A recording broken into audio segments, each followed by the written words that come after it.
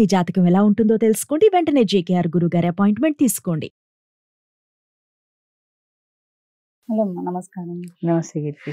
ఇప్పుడు మనం చూస్తాము కొన్నిసార్లు ఏమైనా ప్రపోజల్స్ చెప్పినప్పుడు, అంటే అది ఆడవాళ్ళు కావచ్చు మగవాళ్ళు కావచ్చు. మగవాళ్ళు ముఖ్యంగా ఏంటంటే, ఆడవాళ్ళు అంటే కొంచెం వేరే పెళ్లి చేయగానే ఆ భర్తతో అట్లా ఎంగేజ్ అయిపోతున్నారు ప్రేమ అని తర్వాత కూడా. అవును, మగవాళ్ళు ఏంటంటే ఇది తీసుకోలేకపోతారు ఒక్కొక్కసారి. రిజెక్ట్ చేసినప్పుడు ఒకసారి లవ్లీ రిలేషన్షిప్ లో ఉండి వేరే సంబంధం కుదిర్చినప్పుడు ఆ అమ్మాయి వెళ్ళిపోయినప్పుడు, లేదంటే ఒకసారి ఏదైనా వాళ్ళు ప్రపోజల్ పెట్టినా కానీ రిజెక్ట్ చేసినప్పుడు వాళ్ళు చాలా హార్ట్ కి తీసేసుకుంటారు. కొంతమంది ఎలా అంటే మానసికంగా డిప్రెషన్ లోకి వెళ్ళిపోవడము, కెరియర్ పట్టించుకోకపోవడము, వాళ్ళ చుట్టుపక్కల ఏమున్నా అవి పట్టించుకోకుండా కొన్నిసార్లు ఏంటంటే డిప్రెషన్ లోకి వెళ్ళిపోయి సూసైడల్ అటెంప్ట్స్ చేసి సూసైడ్ చేసుకున్న వాళ్ళు కూడా ఉన్నారు.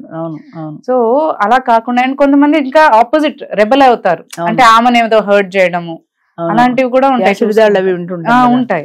సో అలా కాకుండా ఒక రిజెక్షన్ వచ్చినప్పుడు ఆ మగాడు అసలు ఏం చెయ్యాలి అంటే, అది తీసుకొని దాన్ని తట్టుకొని ముందుకెళ్లే విధంగా ఆయన ఎలా మైండ్ సెట్ ప్రిపేర్ చేసుకోవాలి? ఇప్పుడు మనం చూస్తుంటాము జనరల్ గా, ఎవరైనా ఒక అమ్మాయికి ప్రపోజ్ చేశారనుకో, వాళ్ళిద్దరు ఇష్టపడ్డారు, లేదా ఆ అమ్మాయి వాడిని కాదండి, అమ్మాయి ఇష్టపడలా, వెంటనే మాకు మీటింగ్ కి రావడం మానేస్తాడు ఆయన.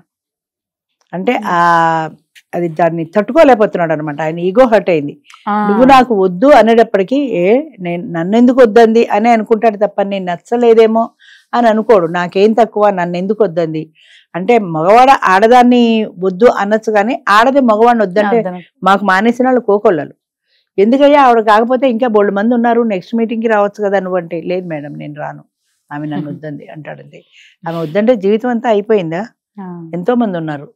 అంటే అది ఆ రిజెక్షన్ అనేది వీళ్ళు యాక్సెప్ట్ చేయలేకపోతున్నారు. ఆమె నన్ను వద్దంది అన్నప్పుడు ఈయన ఈగో హర్ట్ అవుతుంది.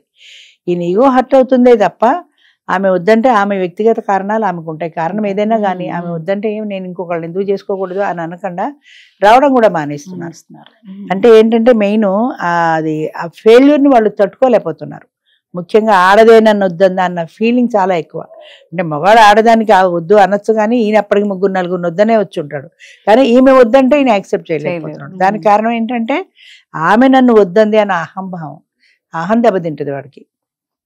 ఆమె కారణాలు ఆమెకు ఉంటాయని అనుకోరు, ఆమె కూడా నన్ను వద్దంది, ఆమె ఎవరు వద్దనడానికి అనే అనుకుంటారు తప్ప ఇది ఎవరి కారణాలు వాళ్ళకు ఉంటాయనుకోరు. అంచేత మగవాళ్ళు కూడా అర్థం చేసుకోవాల్సింది ఏంటంటే, ఒకప్పుడు ఏదో మగవాడి ఇష్టం తప్ప ఆడదాని ఇష్టంతో సంబంధం లేదు ఒకప్పుడు. కానీ కాలం మారింది, మనుషులు మారారు, మనస్తత్వాలు మారాయి, ఆడవాళ్ళు కూడా ముందుకు వస్తున్నారు, వాళ్ళ ఇష్టాయిష్టాన్ని ధైర్యంగా ప్రకటిస్తున్నారు. అలా ప్రకటించినప్పుడు నన్ను వద్దంటుందేమో అనే భయం నీకెందుకు ఉండాలి? వద్దంటే వద్దంది, అది ఆమె ఇష్టం అని ఎందుకు అనుకోరు? నన్ను వద్దనకూడదు, నన్ను చూడగానే అది ఓకే చేయాల్సింది తప్ప నో అని చెప్పడానికి వీల్లేదు అన్న ఈగో చాలా ఎక్కువ ఉంది. ఇప్పుడు మా మీటింగ్లో కూడా చాలా మంది మగవాళ్ళు వస్తారు. ఆడవాళ్ళని పరిచయం చేసుకున్న తర్వాత ఈయన ఎవరో నెంబర్ 44 టోకెన్ ఆవిడతో మాట్లాడతానంటాడు వచ్చి. ఆ 44 టోకెన్ ఆవిడ అసలు లేవని కూడా లేవదు. అంటే ఈయన స్టేజ్ దగ్గరికి వచ్చి నేను మాట్లాడతాను అనగానే ఈయన చూస్తుంది కదా, ఈయన నచ్చలేదు ఆవిడకి. నచ్చకపోతే ఇంకెళ్ళడం మాట్లాడడం ఎందుకు, దండగాని రాదు. నేనేమంటానంటే, అమ్మ వచ్చి పరిచయం చేసుకుని మాట్లాడి నాకు ఇష్టం లేదని చెప్పు, కనీసం మర్యాద కదా, పిలిచినప్పుడు రావాలి కదా. అంటే అసలు లేవని కూడా లేవరు వాళ్ళు. అంటే అది నాకు నచ్చని వాడితో నేను మాట్లాడేది ఏంటి, ఎలాగూ చెప్పేదే కదా, మళ్ళీ వాడి మొహం మీద నేను చెప్పడం ఎందుకు అన్న భావన వాళ్ళది అయి ఉండొచ్చు. అది ఒకప్పుడు జరిగేది అలా. ఇప్పుడు లేటెస్ట్ ట్రెండ్ ఏంటంటే, లాస్ట్ మీటింగ్ నుంచి చూస్తున్నాము, ఆడవాళ్ళు ఇష్టపడి పలానా ఆయనతో మాట్లాడుతూ ఉంటే మగవాళ్ళు కూడా లేవటల్లా. అంటే ఈయనకి ఆవిడ నచ్చల. కారణం ఏదైనా కానీ మీకు మెయిన్ నచ్చడమే కాదు, మాకు కూడా మీరు నచ్చాలి అని. ఈయనకి ఏదో ఆవిడ అందమో చందమో, హైటో లావో సన్నమో తెలుపో నలుపో, లేదా ఆవిడ చదువో ఏదో నచ్చలేదు. నచ్చక ఆవిడ 44 టోకెన్తో మాట్లాడతానంటే ఆయన కూడా ముందుకు రాడు. ఎవరు బాబు 44 అంటే అప్పుడు లేస్తాడు. ఏమయ్యా నువ్వు ఆవిడతో పిలుస్తుంది మాట్లాడచ్చు కదండి, నాకు ఇంట్రెస్ట్ లేదు మేడం అని చెప్పేసి కూర్చుంటాడు. అంటే ఏంటనమాట, ఆడదానికి మగవాడు నచ్చట్లా, మగవాడికి ఆడది నచ్చట్లా. అలాగే ఇక్కడ కూడా ఏంటంటే, ఇప్పుడు ఆడది ఒకవేళ నచ్చలేదు అంటే వీళ్ళ ఈగో హర్ట్ అవుతుంది.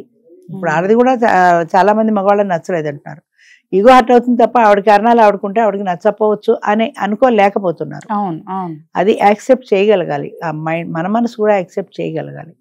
అంటే ఫెయిల్యూర్ని ఇప్పుడు 10th క్లాసెస్ వాడు సూసైడ్ చేసుకుంటాడు, ప్రేమ ఫెయిల్ అయిన వాడు సూసైడ్ చేసుకుంటాడు, ఉద్యోగం దొరకలేదన్న డిప్రెషన్తో సూసైడ్ చేసుకుంటారు. వీళ్ళందరికీ సూసైడ్ ఒకటే మార్గం కాదు కదా. After all 10th class fail అయిపోతే జీవితమే పోలే కదా, ఇంకోసారి గట్టుకు పాస్ అవ్వచ్చు కదా అని అనుకోడు. ఆ క్షణంలో ఆ మూమెంట్లో వాడికి అనిపించదు ఏదో 10th క్లాస్ ఫెయిల్ అయిపోయా ఎందుకు నా జీవితం అనో, లేదా పేరెంట్స్ తిడతారన్న భయమో వాడిని సూసైడ్కి దారితీస్తుంది తప్ప. అంటే చిన్న చిన్న ఫెయిల్యూర్స్తో జీవితాన్ని నాశనం చేసుకుంటారు. కానీ జీవితంలో ఇది ఒకటే కాదు, ఇంకా చాలా ఉన్నాయి జీవితంలో. నేను ఓడిపోయాను కరెక్టే, ఇంకొకసారి ప్రయత్నం చేసి నగ్గచ్చు కదా, ఇంకొకసారి 10th క్లాస్ కట్టుకోవచ్చు కదా అన్న ఆలోచన రావటం. అంటే ఫెయిల్యూర్ని యాక్సెప్ట్ చేయలేకపోతున్నారు. మెయిన్ ఎక్కడొస్తుందంటే ఏ చిన్న విషయంలో అయినా సరే ఫెయిల్యూర్ని యాక్సెప్ట్ చేయలేకపోతున్నారు. అయితే చిన్నప్పుడు ఎక్కడో చదువుకున్నాం, గజని 18 సార్లు ఓడిపోయి 19వ సారి నెగ్గాడు, 17 సార్లు ఓడిపోయి గజని మహమ్మద్ 18వ సారి నెగ్గాడు. 17 సార్లు యుద్ధానికి వెళ్ళినా ఓడిపోయినా ఆయన ప్రయత్నం మానలా, చివరికి 18వ సారి నెగ్గాడు. అలా నువ్వు కూడా ఎందుకు ప్రయత్నం చేయవు, 1-4 సార్లు ప్రయత్నం చేయాలి కదా. ప్రయత్నం చేసి నెగ్గేదాకా నువ్వు పోరాడాలి అన్న థాట్ వాళ్ళకి లేదు. పేరెంట్స్ కూడా ఏమవుతుందంటే వాళ్ళు ఫెయిల్ అయినప్పుడు వాళ్ళకి ధైర్యం చెప్పాలి, వాళ్ళకి ఆత్మవిశ్వాసం కలిగించాలి. ఎదవా నువ్వు పాస్ అవ్వలేదని ఇంకో 4 తిడతారు, లేదా చదువు మానేసి ఏ డ్రైవర్ గానే వెళ్ళని తిడతారు తప్ప నువ్వు సాధించగలవు, ఈసారి ఏదో బ్యాడ్ లక్ అయిపోయింది ఇంకోసారి ప్రయత్నం చేయి, నువ్వు పాస్ అవుతావని వాళ్ళలో కాన్ఫిడెన్స్ని డెవలప్ చేయాలి. అది ఆ ఓపిక పేరెంట్స్కి ఉండట్లా. నీకు బోల్డ్ లక్షలు ఫీజులు కట్టాము కాలేజీకి స్కూల్కి, 10th క్లాస్ ఫెయిల్ అయ్యి ఇంట్లో కూర్చున్నావు అని తిడతారేమో అనే భయం కొంత ఉంటుంది. ఆ భయంతో సూసైడ్కి ప్రయత్నం చేస్తారు. మెయిన్లీ ఏంటంటే వీళ్ళలో వాళ్ళ కాన్ఫిడెన్స్ లోపించటం, చిన్న చిన్న ఓటమిలను కూడా భరించలేకపోవటం. అది సైకాలజిస్టులు కూడా చెప్తుంటారు, చిన్న చిన్న ఓటమిని భరించలేకపోవటం. లవ్ ఫెయిల్యూర్ అయితే చచ్చిపోతారు. దేశంలో ఇదొకతే ఉందా, ఎంతమంది లేరు, ఇంకొకళ్ళని చూసుకోవచ్చు కదా అని అనిపించదు ఆ క్షణంలో. అది నన్ను వద్దంది ఎందుకు, నాకు ఈ జీవితం చచ్చిపోతాను. లవ్ ఒకటే జీవితం కాదు, జీవితంలో చాలా ఉన్నాయి ఇంపార్టెంట్వి అని అనుకోరు ఆ క్షణంలో. 10th క్లాస్ ఫెయిల్ అవడం ఒకటే కాదు, జీవితంలో నేను సాధించవలసిన ఎన్నో ఉన్నాయి అని ఆ క్షణంలో అనిపించదు. అంచేత ఓటమిని అంగీకరించలేకపోవడం అనేది ప్రధానమైన కారణం వీటిల్లో.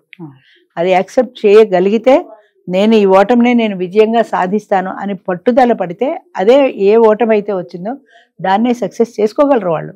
కానీ అంత కాన్ఫిడెన్స్ మనిషికి లేకపోవటం అన్నది ఫెయిల్యూర్కి ప్రధానమైన కారణం. దాన్ని యాక్సెప్ట్ చేయగలగాలి, పట్టుదలతో అదే పరీక్ష లాంటివి అయితే సాధించగలగాలి. అమ్మాయి విషయంలో ప్రేమ ఫెయిల్ అయింది అనుకో, ఈ ప్రేమ ఒకటే కాదు కదా జీవితంలో, అమ్మ ప్రేమ ఉంది, చెల్లి ప్రేమ ఉంది, స్నేహితుల ప్రేమ ఉంది, బాధ్యతలు ఉన్నాయి. ఇన్ని ప్రేమల్ని ఆఫ్టర్ ఆల్ ఒక్క ప్రేమ కోసమని నేను ఎందుకు త్యాగం చేయాలి అనుకోరు, ఊరే వేసుకుంటారు అంతే. ఒక దాన్ని నా చావుకి ఇదే కారణం అనేదో రాసేస్తారు, చచ్చిపోతారు అంతే. కానీ నిన్ను కని పెంచి 20 ఏళ్ళు కని పెంచిన తల్లిదండ్రులు వాళ్ళకి ఎంత బాధాకరం అది. ఆఫ్టర్ ఆల్ అధో ప్రేమ కోసం చచ్చిపోయావు నువ్వు అని ఒక్కసారి వెనక్కి తిరిగి ఆలోచించుకోవాలి కదా. ఆవేశం ఆలోచనని రానివ్వదు. అంచేత ఇలాంటి నష్టాలు అనేవి వాళ్ళకి సెల్ఫ్ కాన్ఫిడెన్స్ ఉండాలి. ఒకవేళ ఓడిపోతే జీవితం అయిపోలే, మళ్ళీ ఇంకొకసారి సాధిద్దాం అని అనుకోగలగాలి. కానీ ఈ ఓటమే జీవితము, ఇదే శాశ్వతము అని అనుకుంటే ఎప్పటికైనా అలాగే నష్టపోతారు. రిజెక్ట్ చేసినా కానీ మీరు అన్నట్టు కాన్ఫిడెన్స్ తో నేను బతికి చూపించాలి అది వాళ్ళకి అంతే. అది ఏ విషయంలో అయితే ఫెయిల్ అయ్యావో ఆ విషయంలో నువ్వు బ్రతికి చూపించు, నువ్వు సాధించి చూపించు. ఇప్పుడు అమ్మాయి కాదండి, దానికంటే అందమైన వాళ్ళని దానికంటే ఉన్న వాళ్ళని నేను చేసుకుని చూపిస్తా అని ఎందుకు ఛాలెంజ్ చేసుకోవు నిన్ను నువ్వు? నువ్వు కాదంటే నా జీవితం అయిపోలేదు అని ఎందుకు ఛాలెంజ్ చేసుకోవద్దు? ఏదో సినిమాలో చూపిస్తాడు, వాడు కాదంటే అది ఇంకోటిని పెళ్లి చేసుకుంటుంది, ఆ తర్వాత వీడి జీవితం అంతా స్పాయిల్ అయిపోతుంది. అప్పుడు అది తారస్థాయిలో ఉంది, వీడు ఫెయిల్ అయిపోయాడు. అప్పుడు అనిపించింది అయ్యో అమ్మాయిని పెళ్లి చేసుకుంటే బాగుంటుంది కదా అని అప్పుడు అనిపించింది వాడికి. కానీ ఆల్రెడీ దాన్ని పెళ్లి అయిపోయింది, మంచి స్థాయిలోకి వెళ్ళిపోయింది. అంచేత కాన్ఫిడెన్స్ అనేది ఉండాలి జీవితంలో. ఎప్పుడు కూడా వాళ్ళ కాన్ఫిడెన్స్ని వాళ్ళు కోల్పోకూడదు. ఆత్మవిశ్వాసం ఉండాలి, ధైర్యం ఉండాలి. ఒకరు చెప్పిన మాటకి మనం ఈల్డ్ అయిపోకూడదు. వాళ్ళు బాగాలేదంటే బాగాలేదు, బాగుందంటే బాగుంది అని ఒకళ్ళ మీద డిపెండ్ కాకూడదు. మన ఆలోచన మనకు ఉండాలి, మనం నిలబడాలి అంటే నిలబడాలి. అంతేగాని ఎవరో ఏదో అన్నారు అని మనం కుంగిపోకూడదు. అలా కుంగిపోతే ఇంకా దిగజారుడుతనమే అవుతుంది అది. Thank you. ఓకే.